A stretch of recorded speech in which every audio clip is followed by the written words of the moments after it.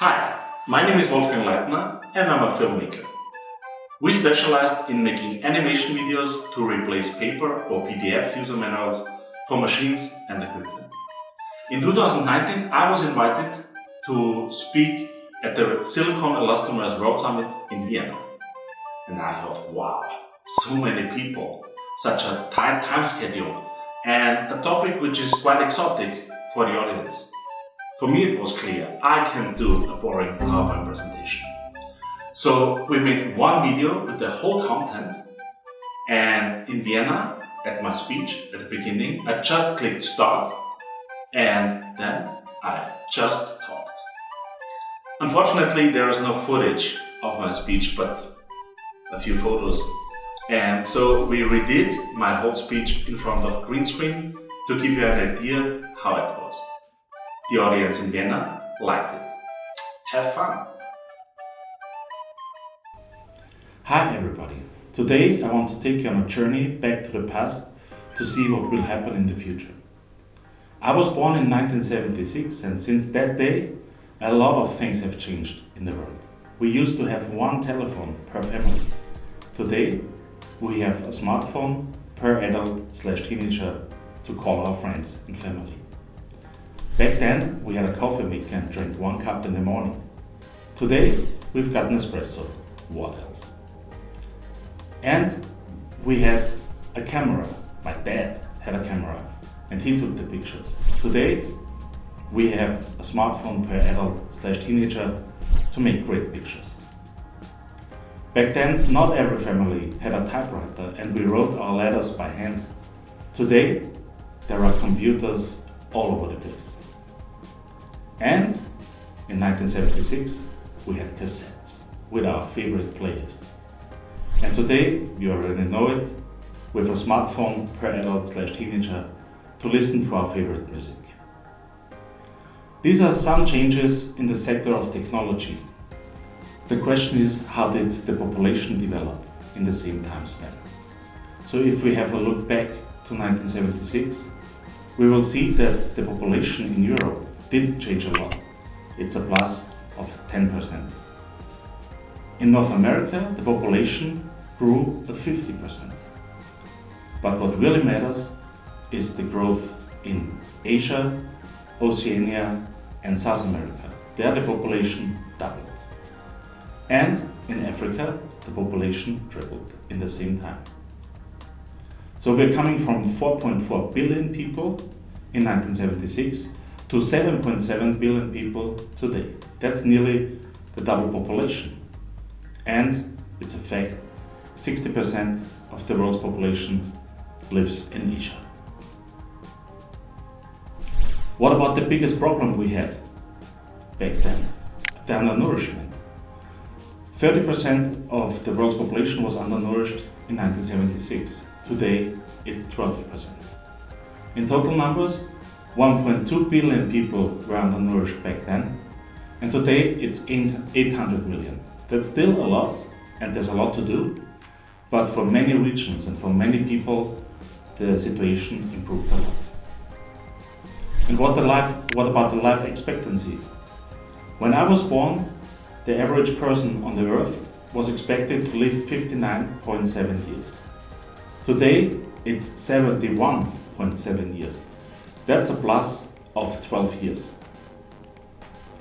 So today there are more people on this planet, they live a better living and they live longer. And the question is, how is that possible?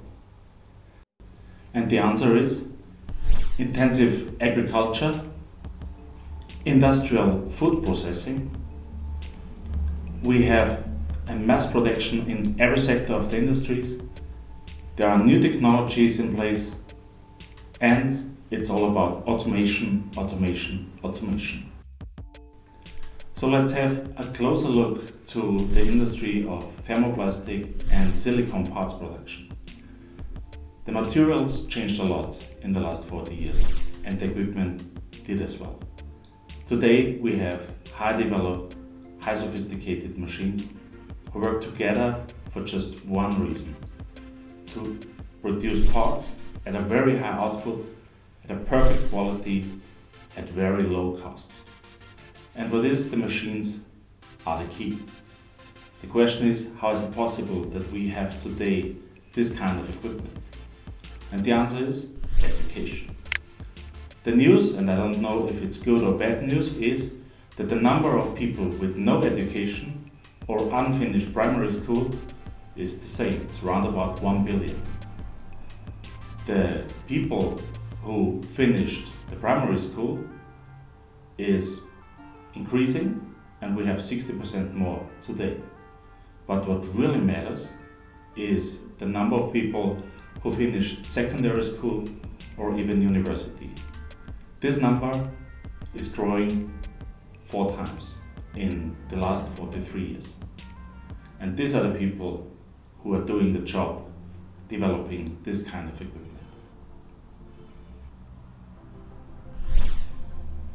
Do you know who this guy is? Yeah, you're right. It's Jeff Bezos. He is the founder of Amazon.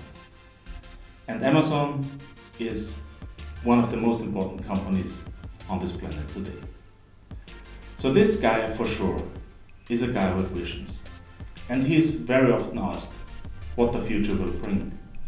And I like his answer when he says, I don't know what the future will bring. I don't know what will change in the next 10 years. But I can tell you what will not change in the next 10 years. And I am focusing on these facts. What are the things that will not change in the next 10 years in the industry of thermoplastic and silicone parts production? First of all, the price will not rise. I think that's for sure. Nobody is willing to pay more for the same in the future. We have to reduce the costs. The second thing is time. They will not wait longer for the parts or the equipment, so we have to become faster. The machines and the equipment will become more complex to achieve the first 2 points. And the skills of the workers who will have to work with this equipment will not rise, because the smart guys will develop machines. The operators is the rest. The documentation for a machinery like this can easily be 1 meter. That's 3 feet for our guys in the US. And the only thing that improved in the last decades is that today we have the documentation on PDF, but it's the same documentation. And this documentation normally is locked in the office of the plant manager, and the people who have to work with it have no access. And what about the quality of the documentation? We all know that documentations sometimes are not very well written. And the manuals have to be translated to many different languages. And we also know about the quality of this translation. So the people who have to work with this, if they can read, will not understand what it says, because it's complicated and sometimes it's just wrong. What we can do is training, yes, for sure. But we all know about personal interchanges. People do not work 30 years for the same company. And we know about the limits of the human brain in terms of time and quantity. We just forget things. That's a fact. But there is a more modern way to make manuals and documentation. For example, this part. Do you have any idea how to do the maintenance of this part? It's a part of the processing unit for liquid injection molding, the production of silicone parts. And it has to be maintained after around about 12 weeks. Elmet, the manufacturer of this device, is a company based in Austria, and they made a couple of videos to help the operators to do the maintenance in the right way. All the tools, the type of tools, the sizes of tools is shown in this video. All the parts you have to take out and throw away at every maintenance is shown. With this type of videos, you don't need a training, because you see exactly what you should do. And you can watch the video right before you start. We are pointing to the tricky things, we show them some hacks to make the maintenance fast and easy. Expert thought about the right process, the right step-by-step work to do the maintenance fast, safe and easy. In the video, all the parts have the right shape, the right color, so that it's easy to understand what is meant by the pictures. You will see where you have to clean, and you will see where the O-rings and the sealings are placed that you have to take out and throw away. And after everything is disassembled, we show with symbols what you have to do, how long you have to do it. Put everything into a cleaning agent, take it out after 2 hours. Brush the critical surfaces, get rid of the rest of the material inside. And after that, you put it back into alcohol to get rid of the grease and the oil. And then you just dry it and you can start to reassemble again. And this reassembly is also shown step by step. All the parts that you have to take new are shown, and you will see which part belongs to which place, in which orientation, if it's critical. You will see the torque you have to apply to the screws to make sure that it will not come loose or the thread is destroyed. And here you just have to watch what has to be done. If it's too fast, you just click pause. You go back and watch the sequence again until you understood what you should have to do. This type of videos really helps operators worldwide. There's nearly no language used in these videos and everybody will understand it. So translation is a thing that is not needed for this type of videos. My company is iVersteh. That's Austrian for I got it. And we make videos for manufacturers of equipment and machines to help the clients, the customers, for easier work. These videos can be used for assembly, repair or retrofit. In this case, the manufacturer of valves for water supply in the industry or in communities has an option to integrate sensors to the valves so that you can detect if the valve is open or closed. The assembly is not very difficult, but with this video it's super easy to install this device, and for this reason to be sure that everything works fine. You can use this type of videos for any kind of instruction, for maintenance, cleaning or safety instructions. This customer is producing magnesium melting ovens, and this type of oven is quite critical because magnesium, when it's melted in combination with water and the humidity of the air is enough, is an explosive combination. So for the customer it was very important to show perfectly, step by step, what the operators have to do when they're ramping up the oven for production. So safety first.